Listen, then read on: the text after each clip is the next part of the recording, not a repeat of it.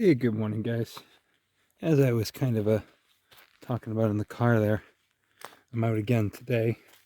Yesterday we were down in Cape Cod, getting a nice look at some of the coastal plants, some of the disjunct species out there. Saw a species of cactus, saw a species of Baccharis, which was really interesting, which I didn't really figure out until afterwards. But you can go back and look at that video too. Right now we are kind of in what I can only describe as the middle of nowhere in Massachusetts. There's the dirt road I drove in on right there. Have not seen anybody, which is ironic because driven on a lot of these dirt roads up in New Hampshire, but you usually run into a ton of other hikers. Out here there's really nobody. We're kind of almost at the confluence of the borders of New Hampshire, Vermont, Massachusetts. We're still in Massachusetts, and altitude here is kind of high. We're about 1,000 feet above sea level, which is not high altitude in terms of the general not high altitude in general, but certainly high for the area, considering. Oh, look at that! Got some interesting fungal life going on here. I digress, but relatively high altitude, pretty far west of the ocean. Probably even technically further west than the White Mountains, near the Connecticut River Valley, in an area of somewhat high elevation. Soil here is a bit more fertile than what you get a little bit east of here, and certainly much more fertile than the pure sand we were standing on. Yesterday. Forest overstory here seems to be a lot of Tsuga canadensis, a lot of hemlocks. Looking down at the understory, I've seen a couple of Monotropa uniflora. Seen some mushrooms, which is nice, and seen lots of Macella repens down here. Tons of Mediolia virginiana, but well past its prime. And we're gonna hike up this trail here and see what we can see. Allegedly, I should be able to find a few really nice species of orchid. We've got 2 Goodyera that we'll be looking at. The rattlesnake plantains we'll be looking for should be in bloom. Really distinctive foliage on them. We hopefully the number one that I'm really hoping to see is a Coralorrhiza, a parasitic orchid, a mycoheterotrophic orchid to be specific. Not too terribly unlike these Monotropa uniflora here, which we've seen plenty of.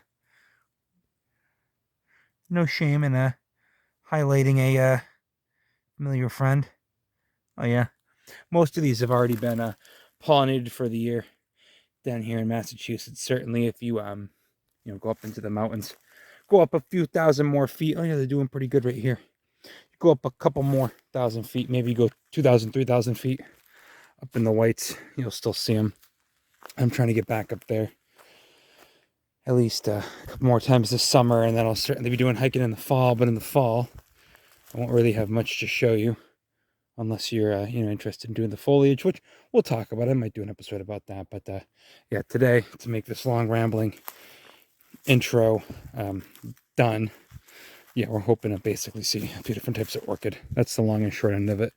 So I'll stop yammering. I think they're quite a ways down this trail, which I think goes in about 3 miles. Super quiet and peaceful here. Weather's not too bad. It's actually comfortable in the shade. So we'll see what we can see, and I'll get back to you. Okay, here's a cool one. Here's another member of the Monotropoideae subfamily, right? This is Hypopitys Monotropa, formerly Monotropa hypothi, now placed in a different genus. And I mean, you could certainly see that superficial resemblance to Monotropa uniflora. However, you'll take note that this plant has multiple flower heads on that stalk there.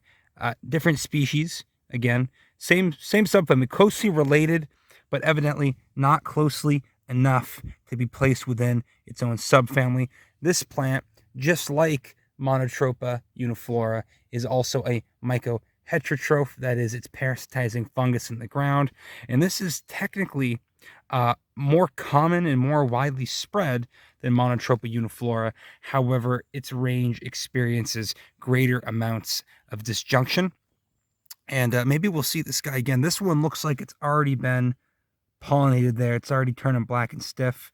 Still got that stigma, so notable in the Monotropoideae subfamily. The big fat stigma. Flower heads are quite a bit smaller than Monotropa uniflora, but still really cool to see. And yeah, I've been wanting to encounter this one. I've seen the dried out stalks of it actually right behind where I work, but just never actually in flower.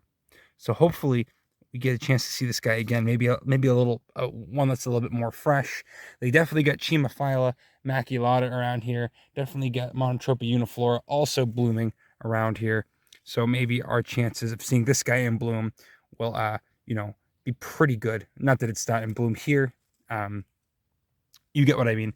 And again, this plant, like that Monotropa uniflora we just seen back there, produces no chlorophyll. This is completely parasitic on mycorrhizal fungi. Probably working with this, probably working with this beech tree, that beech tree. So we got beech trees here, and anytime you get beech trees, you're likely to get a bit of mycorrhizal activity there with the fungus. My ankle is burning and it appears to be cut up, and I have no clue what is going on there, what I walked into. Jesus.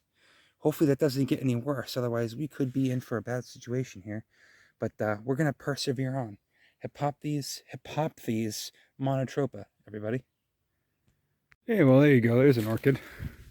This is the remains of a Sympedium macaw. Got those two big leathery leaves, and that was the inflorescence. But we're about 2 months too late to see that in flower.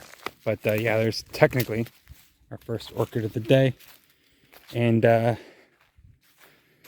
kind of like this more than Cape Cod. Cape Cod was cool, seeing a freaking cactus in New England growing completely wild, and it's basically the far northern extent of where cacti grow.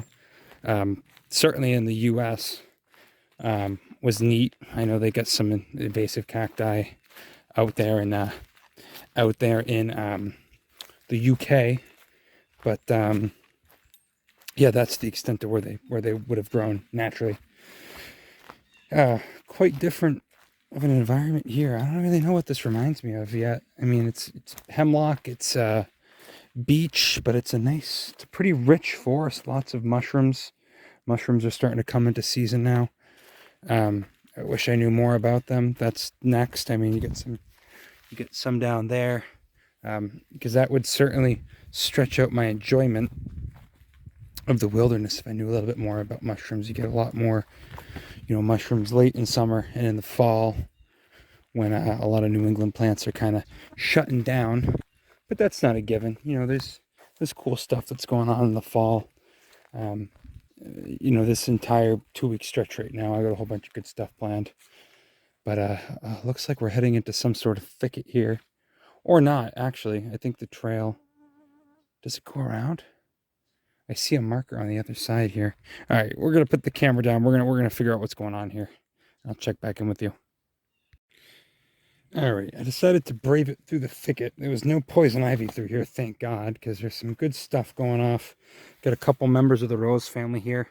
You've got Spirea tomentosa, which we've seen plenty of, going off in a bunch of different places. Member of the rose family. Quite a nice one. I like the Spirea. You have a species of agrimony here, also in the rose family. Not sure exactly what species, commonly called the cockleburr. I believe this is called cockleburr because those little seed pods there, they get stuck and lodged in your clothes as you're walking through. Already picked off a couple. Got a species of Sagittaria here, the broadleaf arrowhead. Pretty easy to see how it got that name. Sagittaria. I forget. Oh, I always forget the family on Sagittaria, but I'll make sure that that's there. You know, next to it with leaves that kind of look like a Peltandra. I believe this isn't an Arisaea. I know that it's in a different family. It might be in not in Comelinaceae. You know what? I'm not gonna talk about it because I don't know off the top of my head what family it's in. So let's play it safe. But definitely Sagittaria. Most likely Sagittaria latifolia. There's the fruits on it. This one's still flowering. I have what looks to be some kind of saxifrage there. Some weirdo. Got a Meadowrue, Phylactrum, however you pronounce that. Family on that's Ranunculaceae. Leaves kind of give it away. It's got really, you know, I took note of the leaves before I actually saw this thing flowering. I'm like, oh, that looks kind of cool. Where was it? Over here. Put my bag down over here. I actually just walked kind of backwards. Oh, geez. Okay. Over here. Yeah, thank God there's no poison ivy. We got a Eupatorium. We're going to be looking for an endemic one of these pretty soon. And this is Eupatorium, not sessalfolium, perfoliatum, Eupatorium, perfoliate. Yeah, the one that's named because it's got the perfoliate leaves like that. You see how the leaves go around the stem? It's called perfoliate leaves. It's kind of hairy. Asteraceae is the family on this one. You know, got those composite flowers with the little thingies sticking out. I think those are the styles sticking out. Eupatorium's got some cool plants in it. Like I said, there's an endemic one to New England, Eupatorium Nova Anglii, that we'll go take a look. That should be blooming, you know, in the next week or two, considering that this one's blooming. Got a little one down there, not in flower yet. And then over here, one of the target species for today, get a wonderful species of Platanthera here. Platanthera psycodes, the lesser fringed bog orchid. I believe these are also in Epidendroideae, the epidendroid subfamily, same as Colopogon that we looked at before. Same as that Epipactis that we saw at the Great Meadows Preserve. Look up in there, you can see he's got the plenty attached there. Got the beard underneath, the beardy labellum. And not too tall, only about a foot tall. There's a larger fringed bog orchid too that grows to about 3 feet. These ones only grow to about 1 feet with the smaller. Oh, there's a beetle in there. Oh, geez. Yeah, he's one of those invasive beetles. Get out of there. Still going off, as you can see. I believe they're getting close to the end of their season, but I'm not 100% sure on that. So thank goodness, yeah, that we came down and we looked at here. I got cockleburr in my beard. Yeah, this agrimony. This isn't pronounced argemone, I don't think. Agrimony, argemone. I think argemone is something different. Whatever. I don't know this exact species. There's quite a few of them. So I'll try and figure it out, key that out. This is in the rose family, if I didn't already say that. Orchid family, obviously. Epidendroideae. And I just spent a few minutes just kind of fooling around over here in this little river crossing. You got a pretty nasty looking carrot over there. Don't really want to mess with any of the wetland carrots. You know, some of them are pretty toxic. Yeah, so that's cool. That's one orchid down. It's already a couple cool plants we've seen today. And I'm going to keep moving. This trail gets kind of sketchy, but I found the other side of it. So we'll keep going and I'll check back in. Nothing really that interesting I have to say about this orchid. This isn't one of the, this isn't that parasitic orchid I'm talking about. We might actually have to bushwhack a bit to get to that orchid, but we'll see what happens. We will see what happens.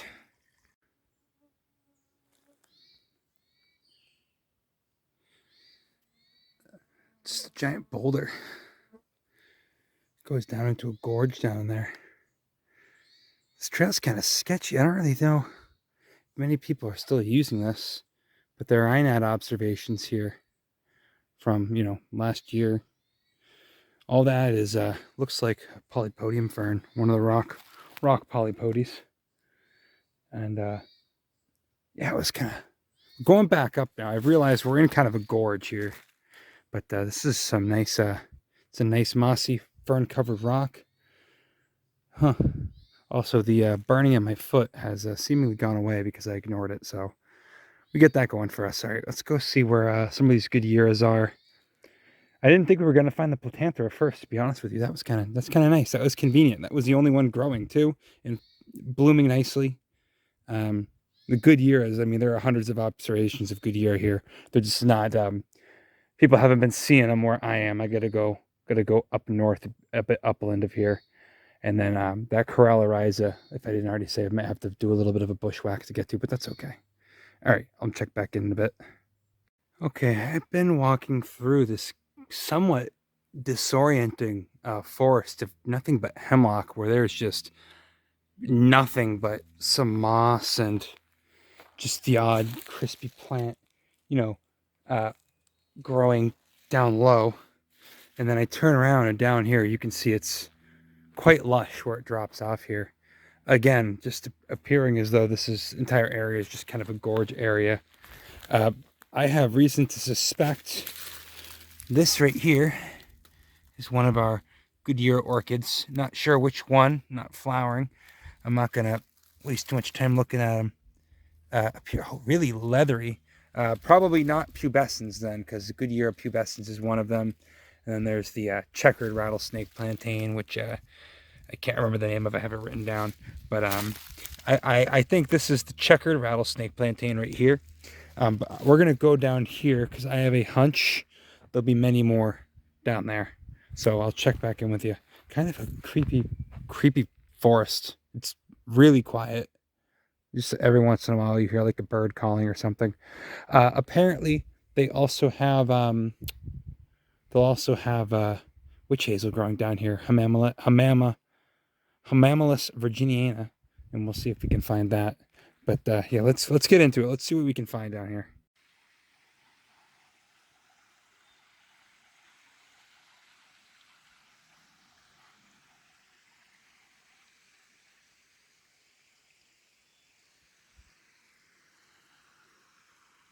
This whole area is like an amphitheater. There's a nice waterfall right there. Looks all kettle holed out. We'll go check that out. Down below me, I'm seeing a lot of ferns, but I'm wondering if this is actually where people are seeing that Goodyera, or seeing those Goodyera. Plenty of observations of that plant from over here. Some viburnum lanthanoides, some hobblebush there, well past fruiting and flowering. Used to seeing that much further north of here, but I guess we're far enough, inland, and at somewhat of a high elevation that would be growing. But let's put the phone down, and it'll either be looking at Goodyera, or we'll be looking over at that little kettle hole there, because that looks pretty damn nice. Okay, so no orchids down here, but we got this really nice waterfall. Let me get up in there. That's where we were standing. The trail's actually up there. Now we're down in this little gully here. I'm gonna go up in there just to take a look, just to see if there's anything. This is all just moss, and looks like you had some Arisaema tripyllum down here growing up at one point. There's that viburnum with the berries. You can see the berries there. Viburnum lanthanoides. But definitely no orchids down here. Maybe growing up. Maybe we need it to go up a little bit higher. I gotta go all the way back up there though. Either way, I'm just gonna go take a look inside this little waterfall thing and see if there's anything cool going on in there, and then we'll hike ourselves back up out of here. Well, Jesus, here's one of them. Here's a Goodyera that was crispy, dried out, and stepped on. Hasn't even really started to flower yet. Poor fucker. Yeah, there you go. Orchid flowers, sure enough, but geez, what happened to this guy? A lot of these aren't flowering. I think this is a pubescens, just because it's got the hairy stem. Repens is the other one, the checkered rattlesnake plantain, which I mean, this guy's done for, unfortunately. Right behind me, there are other ones. This all looks like a good year, just none of them are flowering. I know it's been kind of a dry year. Maybe that has something to do with it, but goddamn, we're gonna persevere a bit longer. We're gonna see where this trail takes us, but that's unfortunate. if I can't find a better specimen, I'll have to just go off of this one, and then we can go hunt for that Coralorrhiza. But yeah, that Platanthera was a lucky accident. Maybe there's supposed to be a ton of Goodyera and they're supposed to be blooming right now, but they all look like that. I'm not too hopeful, so we'll see. I'm cautiously optimistic. Okay, I actually just took a video a second ago, but then I consulted some literature, and this is I don't believe this is pubescens. I think this is Goodyera tesselata. This is the checkered leaf rattlesnake plantain. Pubescens is quite a bit bigger, or has bigger flowers at least. These flowers are tiny, so tiny in fact I can barely even get the freaking camera to zoom in on them. Just a tiny little shit growing here up above the riparian area. And so I think this is Goodyera tesselata. This is the one that seems to be more observed, and this is the one that I keep seeing. And then on the leaves down there at the bottom, the pubescens should have a pretty distinct white stripe down the middle. All Goodyeras have this white venation to the leaves, but pubescens has a pretty distinct bright white stripe down the middle. And then what I was looking at was the leaf size appears to be more in line with tesselata for this one. So still a Goodyera, still in Orchidaceae, specifically in the subfamily Orchidoideae. Still incredibly hard to zoom in on, and you know, doing its thing. Yeah, let you get in there. Actually, let me, if I angle that down. Oh, please, this is incredibly difficult. I'm sorry, guys. Yeah, something like that. Just a tiny little shit. There's one. Actually, there's quite a few of them. There's one. There's another one right there. Right there. So they are in bloom. They're kind of everywhere over here. I see a bunch not in bloom. I think they're on their way out for the season. But we're gonna keep looking. We're gonna see if we can. Where'd he go? Whatever. There's one right here. We're gonna see if we can go find pubescens and then turn around and come back. Okay, I was dicking around for entirely too long trying to find one of these Goodyera pubescens, and two things run across my mind. One, what if I don't know what the difference is, and I'm just not keen on the difference between this, which I would believe is Goodyera tesselata, and Goodyera pubescens. All I've certainly seen are all, come on, work. It's already frustrated. I'm already frustrated enough. All certainly members of the genus Goodyera, but alas, I'm just not so sure if pubescens is a different phenology or whatnot. Although, ow, I just speared myself. Although some of these, you know, they do kind of look the same. I thought I could go off of the hairs, but apparently they do have hairs. Oh, you got some colline leaves there, colline bracts. But we'll just say Goodyera. Goodyera is certainly here and doing just fine. I think these are all tesselata though. What are you gonna do? Checkered rattlesnake plantain. It's certainly small enough to be checkered rattlesnake plantain. Oh, that one's, hang on, we got a good flower open right there. Oh yeah, look at that. That's nice. But yeah, the flowers on these are too small to be the downy rattlesnake plantain, to be Goodyera pubescens. But whatever, we'll take a good picture, a nice picture of this guy, and we'll go about our business. Tesselata, for what it's worth, is much more logged here than pubescens. I think I had that screwed up at first, but it doesn't really matter that much. All right, we'll carry about our business here now. Okay, folks, we got today's big winner. I was worried because I came up on it and I saw a bunch of its fallen comrades up over here, but here we got one still blooming. This is a Coralroot orchid, Coralorrhiza, and this is Coralorrhiza maculata, the spotted Coralroot. One of those flowers wide open, no leaves on this guy. I don't believe there's any chlorophyll either. Parasitic orchid. All right. I can't remember if this is, I think this is Orchidoideae. Another orchid. I can't remember off the top of my head. But regardless, looking great. Doing just fine here under a beech tree.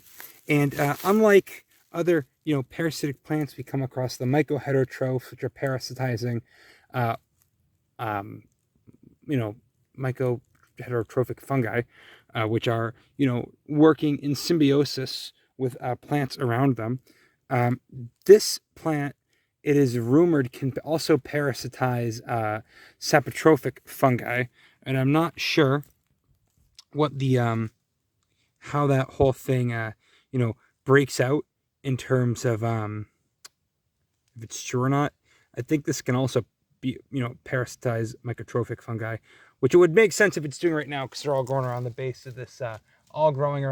of this beech tree, which would obviously there's fungus growing, there's a mushroom right there, plenty of mushrooms around. It would make sense for this guy to be set up parasitizing the mycotrophs, but I'm not really sure how it shakes out. So I'll read a couple papers in between filming this and then editing the video, and I'll get it really worked out. But god damn, what a cool freaking orchid, worth every penny. Not every penny, you can't buy this sort of thing, but worth coming all the way off trail. Hopefully I can find my way back. Didn't get too far, but this is, I had to bushwhack my way in. So we get quite a few individuals over there that are done. Further evidence of the microheterotrophic action, you get some Monotropa uniflora over there. An impressive looking mushroom over there at the, oh, that's a dead tree. So yeah, okay. Not doing so hot over there. But yeah, we're really here to talk about this guy. The Coralroot orchids are really freaking cool, man. Just really cool. Get up in there for you again. See the plenia there up on the top? There's the labellum down below. Quite a far cry from the lady slippers that most people are familiar with. I wonder how many people are, out here looking for coral roots. The entire thing is, he's not too big. Most of the orchids we've seen today are pretty diminutive. He's smaller than the span of my hand. Maybe about 4 or 5 inches tall. Why don't I get out my hand lens and really take a good look at this thing? All right, I get the hand lens on it. The depth of field isn't particularly good on my camera, unfortunately. But you get the gist. There's the plenia up there. And a labellum below. And, orchids can do some crazy stuff. But this one, not really doing it. Let's try it with the other lens. See if we can get even closer up. This is primitive, but you know what? I don't have a macro lens, so I gotta start somewhere. Oh yeah. See that? Get it right up in there. Yeah, let's try. Whew, wrong. Oh, the wide angle. Yeah, that wide angle's not really gonna work. But yeah. Parasitic orchid. And you gotta imagine, orchids are by nature really well set up to work with fungus. So it makes sense that at some point they probably evolved the ability to turn that relationship one-sided. And I don't even believe it's necessarily known what a lot of orchids do for fungus, because a lot of orchids, don't have really, showy leaf displays. They don't do a lot of that photosynthesis on their own. Much more heavily reliant on the fungus, and the fungus is reliant on the orchid. Of course, with a lot of mycotropic fungi, there's a lot of benefit to working with the plant. They get all the sugar from the plant, they return the phosphorus and other minerals back into the plant tissue, and it works out really well. And then with then to open up a whole other can of worms, with mycotrophic plants, again, we're not really sure what the benefit is there. A lot of them don't really seem to get kicked out of the whole symbiosis. Monotropa uniflora is very common here. But then you have something like this where, how did that relationship even start? It's easy to know with the Monotropa uniflora. At one point that started off as a mycorrhizal plant. It was giving sugars back, and then it basically, turned the relationship one-sided and started just parasitizing the fungi. But where do you even start with orchids. Oh god, there's a moth in my face. Where do you start with something like Coralorrhiza maculata? I think this entire genus is all parasitic like that, but such a freaking cool plant to see. I don't even want to leave here. And not a large plant. I mean, that's the size of that flower compared to my thumb. Get another one. A couple more open on the other side. But god damn, this one's just getting started. All of his compatriots over on the other side are done. And I think I gotta be done too. I think I gotta head out of here. So yeah, I'm gonna make my way back to the car. Hopefully you learned something today about the relationship of orchids and fungi. And if not, whatever, you're just a square. I'm really not that out in the cut, because behind me you could see that there's one of those very, very old stone walls. So presumably this could have been someone's farming field 100, 150 years ago, before they gave up. Actually, the duff here is pretty nice, pretty rich. As you head into the Connecticut River Valley, which we're basically approaching the crest of, the soil gets a little bit more fertile. You get a little bit more volcanic stuff mixed in there, some basalt, I believe. And then aside from the Connecticut River Valley, your only real area of interesting or different substrate would be out at the bottom of Lake Champlain, where you get some marble, you get some limestone, you get quite a few plants whose range in New England is essentially just that location. So I'll have to go out there sometime and check out some of the plants out there. Maybe they get some cool endemic stuff, or at least some stuff with a limited range. Yeah, all right, let's cut it off here. Only a handful of plants are really focused on today, but pretty much everything was a parasite or an orchid. So take that for what you may, and I bid you farewell. That's pretty neat. These are the berries from this piece of Arisaema. I'm not sure. I think this is tripyllum, just one that was doing really, really well. Yeah, those are the fruits there. I think they turn red going into the fall. Pretty cool to see. I've never seen one that big. I kind of stumbled down into a wet area that I'm not entirely sure how I'm going to get across. I think I could go back that way. But that's cool to see. Love that plant. Yeah, I think that's going to do it. I got to figure out how to get out of here. I went off trail, and I just need to head due east, because the entire trail runs north-south to the east of here. I mean, like, maybe like a quarter mile. I'm not that far out in the duff, you know. But speaking of duff, I'm basically walking on a peat moss, which I probably shouldn't be doing, because I have no idea what's underneath it. But yeah, that's going to do it for today. I'm just going to try and have some weird mold right there. I'm just going to try and find my way back. And if you never hear from me, that means I didn't make it back. But I'm pretty sure that I will make it back. Have a good one.